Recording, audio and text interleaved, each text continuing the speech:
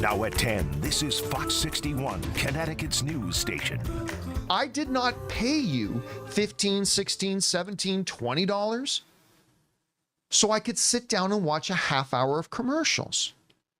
Granted, there may be changes coming to the theater. Thanks for joining us for the Fox 61 News at 10. I'm Brent Harden. And I'm Sarah Sanchez. We've all been there sitting through endless ads and trailers at the movies, wondering when the actual movie will actually start. Well, the new state bill could change that. The proposed legislation would require theaters to advertise the real start time of the movie itself. So no more guessing and no more waiting. Fox 61's Angelo Bavaro breaks down the bill, now getting lots of national attention.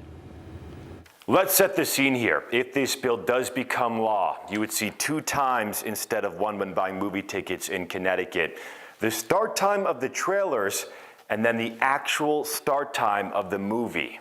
A bill on the table in Connecticut is now attracting audiences nationwide. A lawmaker in Connecticut is coming after movie theaters. People have opinions on Senate Bill 797. I like the proposal of this law. It's the worst idea ever for a few reasons. Debate is raging among vloggers, national outlets like Barstool, and the thousands of people reposting and commenting on articles. I've heard from a number of constituents over the years who were frustrated. State Senator Martin Looney introduced the bill, which could fine theaters up to $1,000 per violation. It comes under the general heading of truth in advertising and consumer protection. We've already had so many challenges coming out of COVID, and we're still trying to crawl our way back.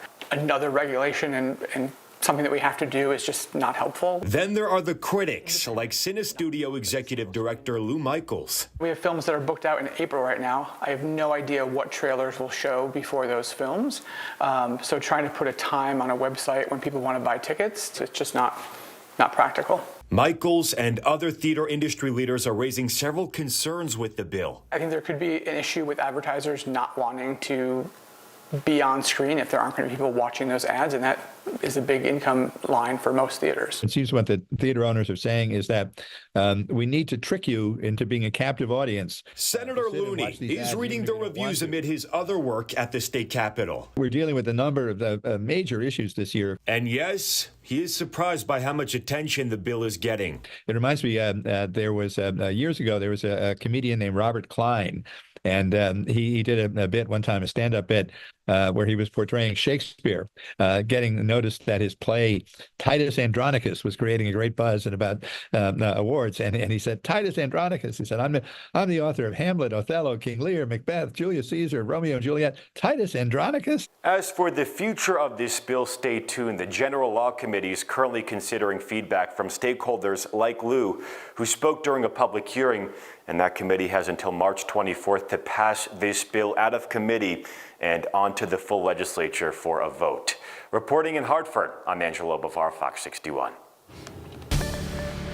All right, time now for a check on the weather with Chief Meteorologist Rachel Frank. Rachel, it was a wet day outside, a little soggy, a little bit of rain, but winter will make its comeback soon, so you say. Yeah, we've got 2 more days with temperatures in the 40s and 50s, and then we will see temperatures just kind of fall off a cliff as we head into the second half of the weekend.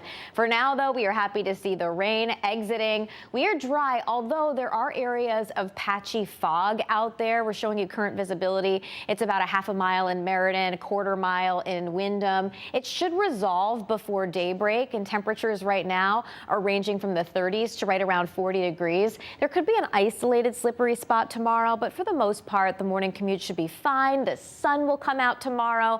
We'll see temperatures climb up through the 40s. Not as warm as some recent days this week, but still above average for this time of year. Increasing clouds tomorrow night with some showers late tomorrow night. We're going to talk about what that means, setting us up for the weekend. Your full forecast coming up. Rachel.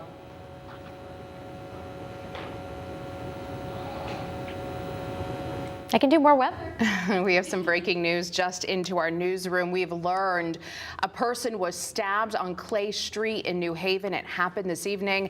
A New Haven PIO told us the injuries are non-life threatening. We're also told the person's alert and conscious. We have calls out to learn more about what happened. All we know at this time is this is an active investigation. All right, we are less than 2 hours away now from a deadline. The Trump administration gave schools and colleges all across the U.S. a letter instructed them to dismantle their diversity, equity, and inclusion programs or risk losing federal funding. Fox 61's Bridget Bjorlo got answers about how Connecticut districts are responding to the threat and whether any changes are being made locally. So far, we are not aware of any public school district here in Connecticut openly making changes to diversity programs despite the Friday deadline. Pulling the plug on diversity programs. It's the new guidance from the Trump administration in schools and colleges across the U.S. There's a lot of concern about what does this mean?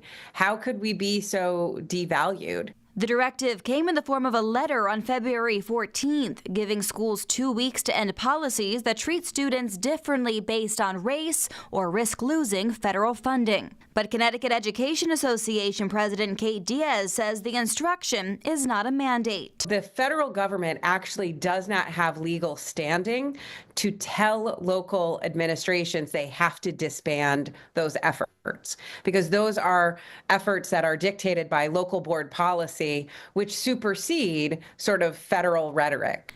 The Connecticut Board of Education backs up that claim. It sent a letter of its own Wednesday night informing schools that federal funding cannot be terminated without a multi-step legal process involving a hearing. And so far, the state's largest teachers union is not aware of any local districts changing curriculum or policy. But if they do, the union is ready for a fight. Here's the advice they're telling teachers. Our direction to our teachers has been, you don't change your behavior, you don't change your curriculum, you don't change your activities unless you're directed to do that at the local level. And if our local municipalities kind of start putting that pressure on, then we'll have to go into a space where we challenge that authority as well. And as schools scramble to respond to this latest threat, educators say they are also bracing for bold budget cuts at the Department of Education, a move that will have long-lasting ripple effects. We have Congress being asked to cut $880 billion from the education budget at the national level. That's an action we should all be scared about, because that is legal. You know, Congress has the power of the purse. If they choose not to spend the money on education, they don't have to. And if those federal cuts happen as planned, it could impact programs for students with disabilities who are guaranteed services by law. That means if federal funding is stripped away, the burden would fall on local school districts and taxpayers to make up the difference. In studio, Bridget Bjorlo, Fox 61. Well, the court has approved a $5 million settlement between the state of Connecticut and the owners of the now closed for-profit nursing school, Stone Academy. The school closed abruptly in 2023 amid claims of unfair and deceptive practices. The settlement includes several requirements, including a 5-year ban on Stone's owner, Joseph Bierbaum, working in higher education. The state will keep $150,000 of that settlement money to help students prepare for exit exams. And in the news right now, some ideas on how to cut down on dangerous drivers in Connecticut. Close to 330 people were killed on Connecticut roads last year. Fox 61's Stefan Reels has the details on these proposals. After one of the most dangerous years on Connecticut roads, 2 new ideas are floating around the state capitol. One focusing on speed cameras on the interstate, the other on blood alcohol content. It just felt very concerning. As a student at the University of Hartford, Amira Foster says she's had firsthand experience with Connecticut drivers and how dangerous they can be. People would be going 60 on just a regular 35. They'll switch lanes even though it's a 1 lane.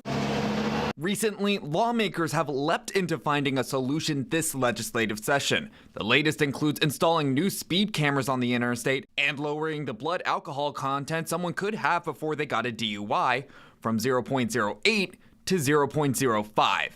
If done, Connecticut would be the second state in the country to make this adjustment. In 2018, Utah became the first state to do so and subsequently saw reductions in both its fatal crash and fatality rates relative to the rest of the United States. However, some elected leaders on the committee remained hesitant of these potential plans. House Representative Devin Carney argued tons of drivers already disregard the .08 BAC and would likely disregard the new limit as well. Meanwhile, Senator Tony Huang brought up concerns that towns were already starting to allot generated revenue from speed cameras instead of having them primarily tackle dangerous driving, a concern shared by several people on social media. It's troubling to me, and I'd like to get your input, Commissioner, when a municipality calculates over $800,000 of potential revenue. It kind of reinforces the fears that people have is you've already built in trying to catch people before it's implemented. I doubt that would be the case, that any municipality would generate significant revenue. And if they do generate revenue, that means they have a significant safety problem on their roadways. And thankfully, this committee wrote the law to say any revenue generated has to go back into safety.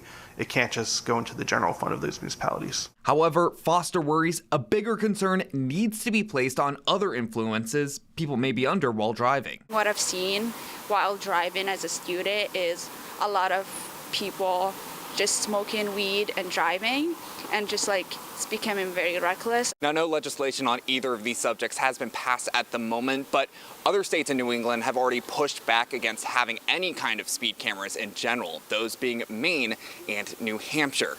But for now, in West Hartford, Stephen Reels, Fox 61.